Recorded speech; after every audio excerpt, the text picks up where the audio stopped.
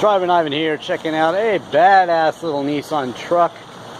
He hand painted it himself, and I like that. Check out my Alpina BMW E21 320i. I did a hand painted spray can job on that one too, and it's clear to me that this guy did a much better job. Stay minty. What a tastefully done truck. Even the cup holders in there, the dash. I mean, it's got a nice touch on it. It's really, really nice. And,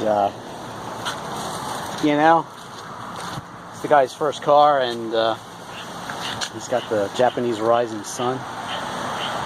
And, man, this is a good-looking little work truck with a toolbox. And, like I said, just very, very tastefully done. 1990 Nissan. Lowered and better suspension on it as well. So that's a really nice way to get yourself a nice custom looking truck and not spend too much money doing it too. To me, it looks like $1 million, but it's not.